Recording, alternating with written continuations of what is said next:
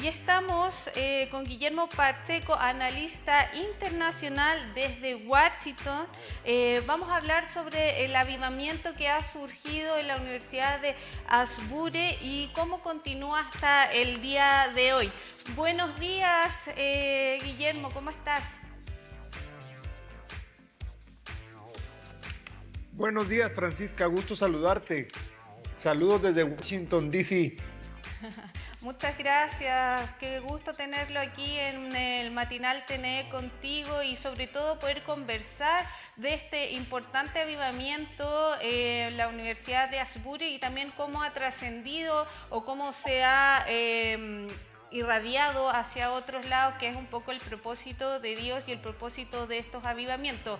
Comentémonos a nuestros televidentes qué es lo que está pasando, qué es lo que sucedió desde su análisis internacional cristiano.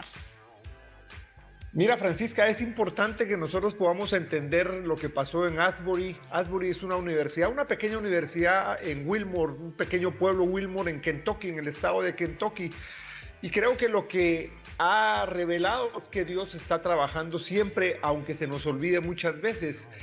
Ha sido tal el impacto que han venido de muchos países, o sea, miles de personas durante el tiempo que duró, porque ya lo cambiaron de lugar durante el tiempo que duró.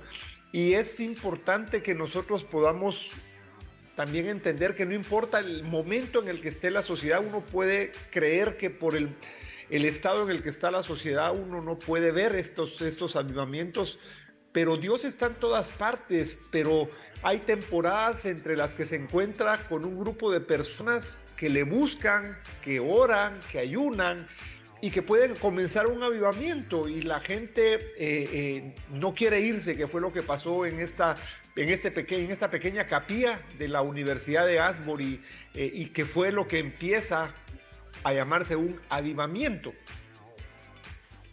Perfecto. Y un poco, Pastor, cuéntanos ¿a qué otras universidades se ha expandido este avivamiento? Mira, ha habido un avivamiento que se ha expandido desde Asbury. Tenemos dos o tres más, por ejemplo, la Universidad de Sanford, que está en Alabama, relativamente cerca de Kentucky, digo, relativamente en cuanto al tiempo. Fue espontáneo igualmente entre los estudiantes, la Universidad de Lee en el estado de Tennessee y la Universidad de Cedarville en Ohio, que empezaron así, espontáneamente un proceso, sobre todo en la Universidad de Sanford, donde un muchacho del coro entró y fue a tocar el teclado y empezó a llegar cada vez más gente, y cuando sintieron estaban 300 de los alumnos en la capilla. Entonces ha habido este proceso expandiéndose. Repito, creo que revela que en medio del estado en el que nosotros nos encontramos ahora, Dios se quiere mover. Dios está buscando gente que quiera producir, generar eso, y que Él lo está buscando porque lo necesitamos, lo necesita la sociedad, sobre todo después de un periodo de 2 o 3 años que provocó el COVID, donde muchas iglesias cerraron, donde se generó un proceso diferente de contactos a través de la tecnología. La gente necesita más de Dios que antes. Exactamente, así es, estimado Pastor Guillermo. Una pregunta, ¿cómo se observa el avivamiento de Asbury en la Iglesia Cristiana Evangélica Americana? Porque si bien, como usted dice, el COVID, todo este confinamiento nos afectó y faltaba esto como de estar físicamente, esto me imagino que tiene un impacto directamente en las iglesias evangélicas americanas. Sí, mira, yo pienso que es importante que entendamos, como lo mencioné, siempre los avivamientos son espontáneos y creo que el impacto ha sido en cuanto a ver qué es lo que Dios quiere hacer y cómo lo que se busca es que la gente cada vez pueda volver al Señor. ¿Por qué? Porque los avivamientos conducen a renovaciones, los avivamientos conducen a generar movimientos y los avivamientos conducen a despertares. Entonces, las iglesias, la población cristiana en los Estados Unidos en medio de este tiempo está ávida de poder sentir eso, de poder sentir una renovación, de poder sentir un movimiento no religioso, no de alguna denominación, sino que se pueda sentir que Dios se puede mover de diferentes maneras, en diferentes lugares, pero sobre todo en las universidades.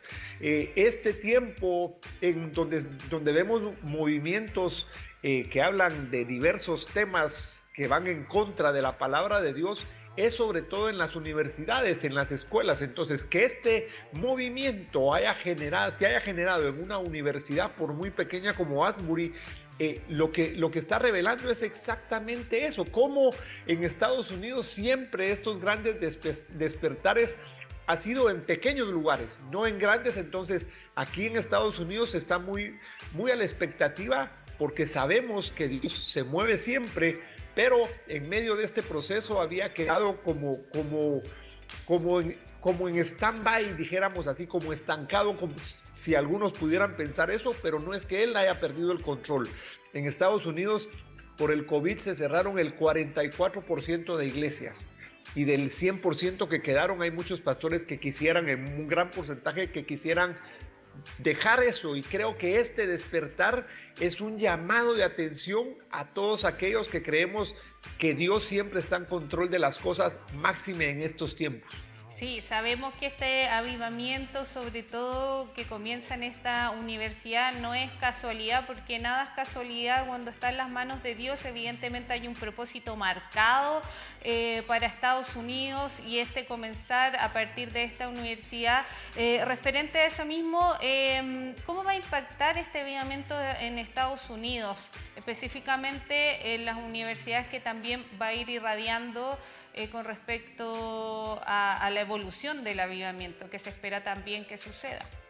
Sí, mira, cuando uno lo mira históricamente, uno se da cuenta que siempre los grandes despertares, estos grandes movimientos han marcado un tiempo específico.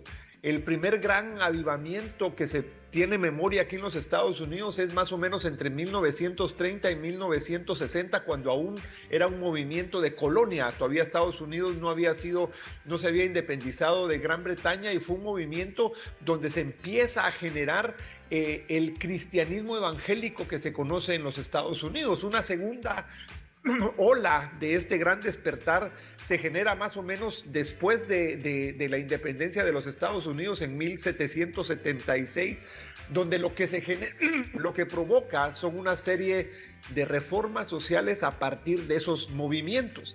Un tercer movimiento que se recuerda en los Estados Unidos, digo esto históricamente por lo que ha producido y lo que se puede esperar ahora en los Estados Unidos, fue el que se dio entre los empresarios más o menos en 1860, y donde se empieza a llamar un avivamiento de los hombres de negocios. Después el famoso y más conocido, que se llama el de la calle de Azusa, donde se genera en 1906 un movimiento que empieza a generarse igual muy poco a poco, y que incluso dio origen a lo que ahora conocemos, una denominación que se conoce como Asambleas de Dios. Y mencionaría por último ese movimiento de Jesús, que incluso ahora está saliendo una película que se llama La Revolución de Jesús. Esta semana, o me parece, o la otra, la van a estrenar, sobre ese movimiento que empieza con una contracultura del evangelismo, viéndolo desde esto, porque era 1970, el movimiento hippie, y cómo ese movimiento lo que genera es este proceso de avivamiento, y que se le conoce como la Revolución de Jesús, y llegamos hasta este tiempo. Entonces, ¿qué se puede esperar? Es que veamos un renacer, un movimiento, pero no provocado. Mira, Francisca, es importante que nosotros podamos entender. A veces podemos tener la tentación de provocar, de decir, mire, ¿por qué no nos reunimos y generemos? Como mencioné, en las 4 o 5 universidades que se ha generado ha sido espontáneo, ha sido un mover de personas que lo producen porque han buscado a Dios. Y creo que muchas veces la iglesia se ha preocupado en números, pero no en la profundidad de la relación con Dios. Estos tiempos no nos tienen que preocupar los números, sino la profundidad de esa intimidad con Dios. Y creo que es lo que marca este avivamiento, es decir, mire, busquemos más esa profundidad en cuanto a la intimidad que tenemos, la profundidad de nuestra relación con Dios, y no los números, pueden ser 5, 20, 30, 1000 millones, pero sí esperar que el Señor va a moverse, y más aún en este tiempo. Sí, es muy importante lo que usted comenta, pastor, y sobre eso mismo, ¿qué lecciones vamos a poder sacar de este avivamiento en Asbury? Mira, yo creo que la mayor lección que podemos sacar, Francisca, es que es en estos tiempos donde Dios, como dice la palabra, está buscando adoradores que verdaderamente se muera. Están buscando adoradores que verdaderamente estén tratando de acercarse a Él. Él quiere adoradores, pero de verdad. O sea, lo que estamos viendo en este tiempo es cada vez un alejamiento respecto también a que todos estos movimientos que se han generado en contra de lo tradicional, estos movimientos de género, estos movimientos de incluso de separar más a los padres de los hijos, lo que nosotros tenemos que entender, que el Señor está buscando adoradores, pero adoradores de verdad, adoradores que le anhelen, adoradores que quieran estar cerca de Él, que es los que Él está buscando para impactar la sociedad. Tenemos que también entender, Francisca, que no es a bibliazos, por decirlo de alguna manera, como la gente se va a acercar. No, la gente de afuera va a leer la Biblia primero en tu comportamiento, va a leer la Biblia primero en ti. Cómo nosotros tenemos que empezar a entender que Jesús, su primera señal que hizo cuando transforma el agua en vino, marcó no solo el hecho que podía Él hacer milagros, pero esta fue una señal, pero sobre todo la excelencia. En Juan 2:10, el maestresala le dice al novio: tú eres diferente a los demás, porque hiciste lo contrario a lo que todo mundo hace. O sea, no se adaptó al mundo, sino que Él hizo lo contrario. Y creo que lo que está esperando el mundo es que tengamos a muchos que sean diferentes a los demás, que hagan lo diferente. Y hacerlo diferente muchas veces es que la profundidad de nuestra relación con el Señor se refleje en nuestra relación con la sociedad, principalmente con tu familia. Sí, así es. Tan importante lo que usted menciona de que todo esto del COVID-19 que nos hizo estar mucho más conectados, entre comillas, también nos hizo un poco a nuestros niños, niñas y adolescentes, y creo que por eso también es que este avivamiento comience en una universidad.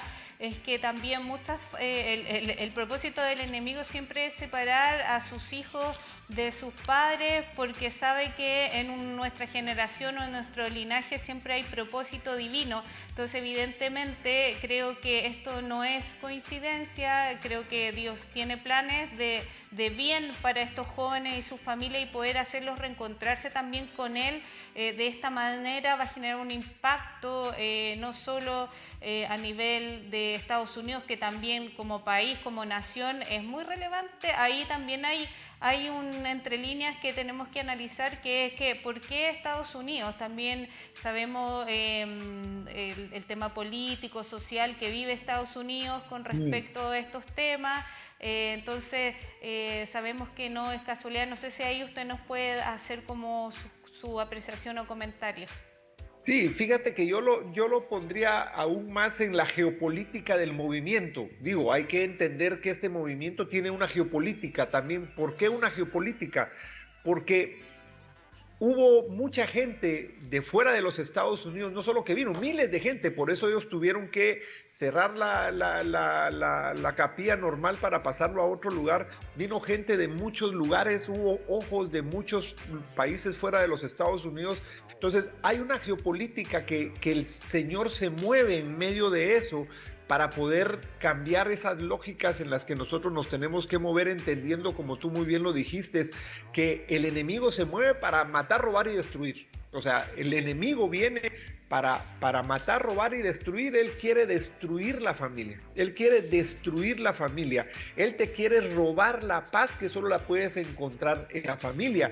Y él quiere matar tu identidad que únicamente la puedes encontrar en la familia. Entonces, cuando nosotros vemos un movimiento que sale de los jóvenes, que recupera el corazón de los jóvenes, como dice Malaquías 4:6, que va a regresar el corazón de los hijos a los padres y de los padres a los hijos, vamos a ver cómo movimientos de jóvenes van a empezar. Desde mi punto de vista, y no porque me quiera ser un profeta, digo, no soy profeta, pero creo que todos tenemos voz de profeta cuando podemos ver y declarar desde la palabra y con el poder que nosotros podemos tener. Si en nuestra boca está el poder de la vida y de la muerte, podemos declarar cualquier cosa. Es cómo los jóvenes en este tiempo van a poder empezar a vivir un nuevo despertar, aún en medio del alejamiento que hemos estado viendo de los jóvenes, de los niños, de las iglesias. Y es por eso que el enemigo, su ataque está dirigido exactamente a los niños, a los jóvenes, que son la base, dijéramos, de la familia. Y creo que el desafío que tenemos, Francisca, es que podamos entender en este tiempo que debemos buscarlo a él. O sea, debemos de provocar, si tú lo quieres, avivamientos en casa. El primer avivamiento que tenemos que provocar es en casa.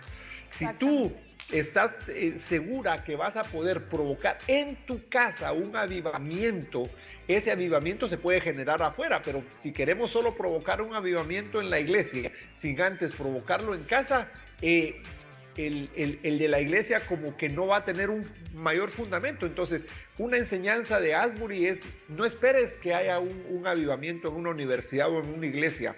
Provócalo en tu casa, porque al provocarlo en tu casa lo vas a provocar en otros lugares. Claro, exactamente, tiene toda la razón, pastor, con referente a que ayer específicamente en el culto donde yo asisto a la reunión, se hablaba de este tema, de que la importancia de generar un vínculo con Dios dentro de nuestros hogares y que nuestros hijos conozcan la palabra al interior del hogar para no ser influenciados por el exterior. Y obviamente la iglesia es un apoyo, pero todo lo que usted le tiene que entregar a nivel valórico, a nivel de la palabra de Dios, tiene que nacer desde su hogar.